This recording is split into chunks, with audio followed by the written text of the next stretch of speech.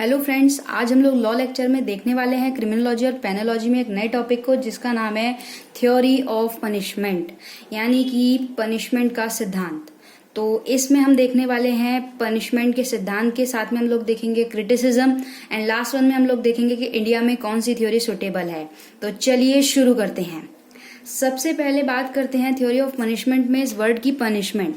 ये हमने पहले ही देख लिया कि पनिशमेंट क्या होती है और क्यों जरूरी होती है। साथ में हम थोड़ा सा ये देख लेते हैं कि पनिशमेंट जो है क्यों पास्ट में, क्या अगर इसको देखा जाए तो पास्ट में पनिशमेंट की अगर बात करें तो इसमें क्या रहता है कि टू एंश्योर क्राइम, उसको कि क्राइम रिपीट ना हो, पास्ट में इस चीज पे ध्यान दिया जाता था, दैट्स वाई पनिशमेंट दी जाती थी।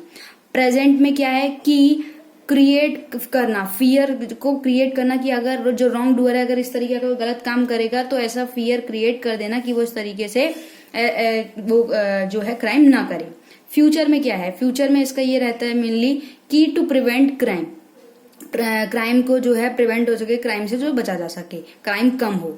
तो उसके बाद हम बात करते हैं डेटरेंट थ्योरी की। सेकंड वन हम बात करेंगे preventive, third one is reformative, fourth one is retributive, and finally last one is theory of compensation. Number one, deterrent theory. Deterrent theory क्या होती है? डेटरेंट थ्योरी एक तरीके से डेटर करती है क्रिमिनल को कि कोई भी क्रिमिनल फ्यूचर में कभी जो है क्राइम ना करे, और वो एक एग्जाम्पल सेट करती है सोसाइटी के लिए कि अगर आपने, इसमें यहाँ पे कठोर दंड दिया जाता था कि ये पहले टाइम पे होती थी डेटरेंट थ्योरी, कि अगर आपने कोई इस तरीके से काम किया, इस तरीके से कोई क्राइम किया तो आपको इस तरीके से पनिशमेंट मिलेगी। ठीक है, मतलब छोटे से छोटे अपराध के लिए बड़ी से बड़ी सजा देना, इस थ्योरी में ये होता था। और यहाँ पे पर्पस ये रहता था कि प्रोटेक्ट करना है इंडिविजुअल के इंटरेस्ट को।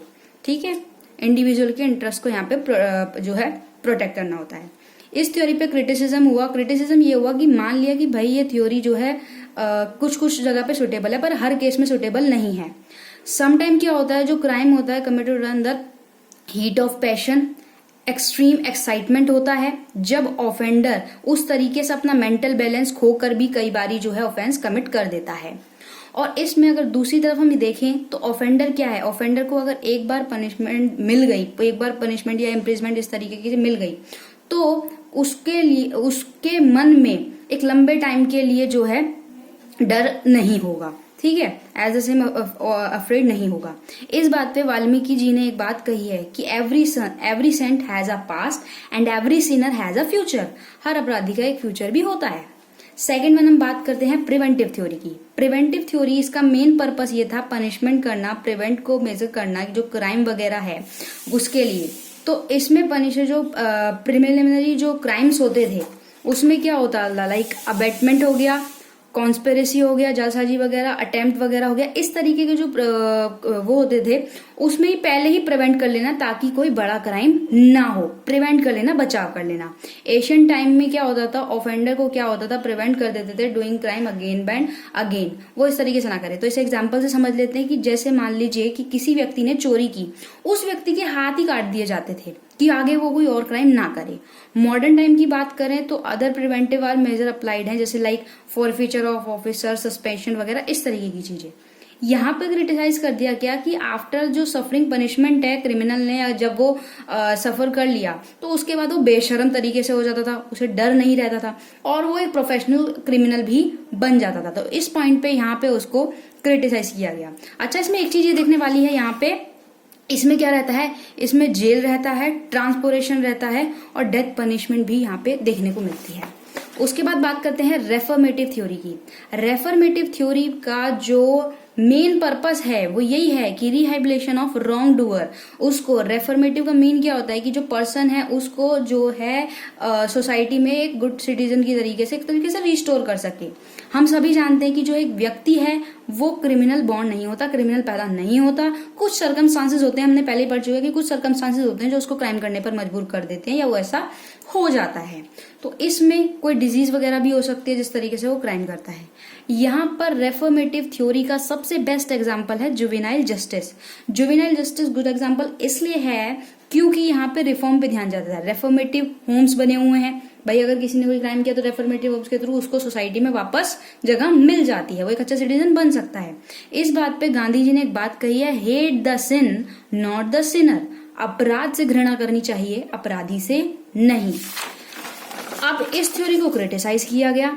क्रिटिसाइज किस ग्राउंड पे किया गया कि ये थ्योरी हर उस पे अप्लाई नहीं होती। जो हार्डकोर और जो रिपीटेड क्रिमिनल हैं, अगर उन्हें इस तरीके से रिफॉर्म करने पे ध्यान दिया जाएगा तो क्या होगा, वो तो इसको कंफर्टेबली ले लेंगे, इजीली ले लेंगे, और जिस तरीके के डेवलिंग हाउस बन जाएगा ये, जो पुअर और अनएम्प्लॉयड होंगे वो खाने और रहने के उसमें क्या करेंगे, इस तरीके की चीजें करेंगे। भाई हाँ, रिफॉर्म तो हो ही रहा है, जेल में उतना कोई दिक्कत है नहीं। तो यहाँ पे इस थ्योरी को क्रिटिसाइज कर दिया गया।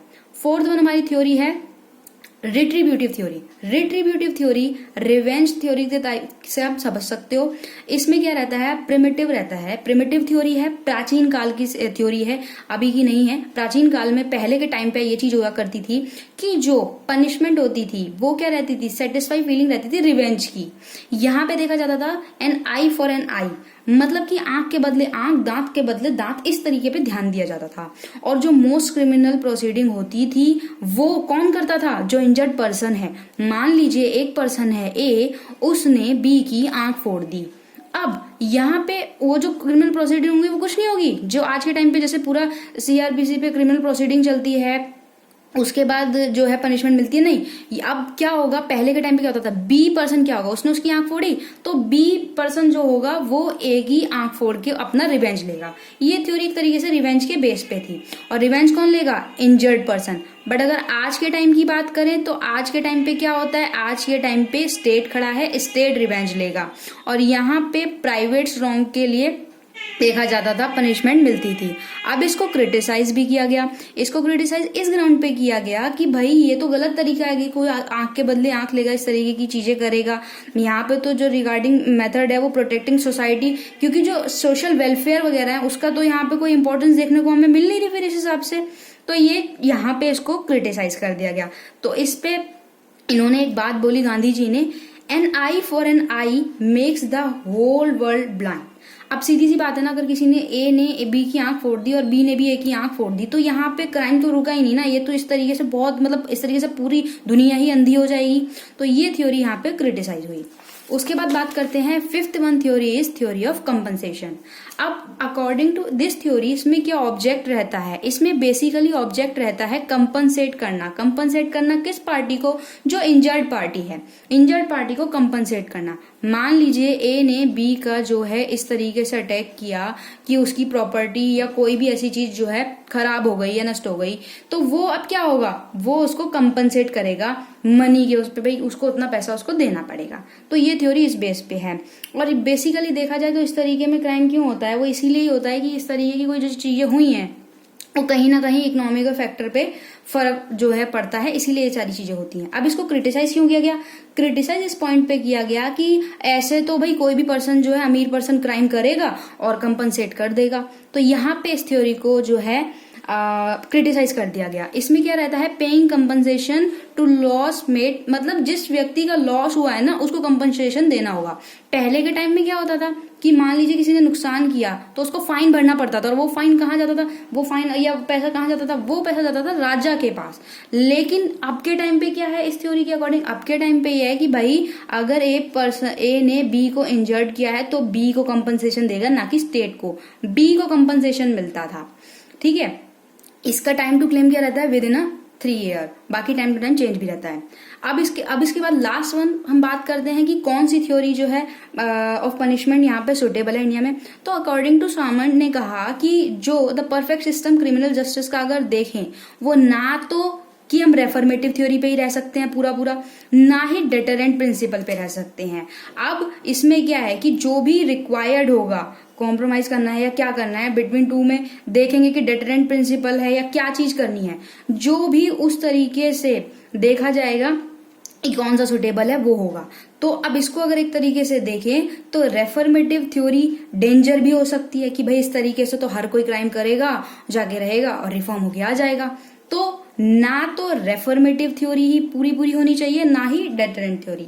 Time to time case to case यहाँ पे देखने को मिलता है कि एक सिस्टमैटिक वे रहना चाहिए किस चीज के लिए, reformative as well as deterrent theory suitable रहेगी इंडिया में। क्यों रेफर्मेटिव, क्यों भाई, क्योंकि हर किसी को पनिश करना भी जरूरी नहीं, कुछ को रिफॉर्म करने का मौका भी मिलना चाहिए, क्योंकि पता नहीं कि उसने क्राइम क्यों किया, तो वो सारे ग्राउंड देख के सारी चीजें होती हैं। तो I hope theory of punishment आपको क्लियर हुई हो। वीडियो अच्छी लगी हो तो लाइक कीजिएगा, अगर आप इस चैनल पर नए हैं तो चैनल को सब्सक्राइब कीजिएगा और बेल आइकन प्रेस कर दिएगा। Thank you so much.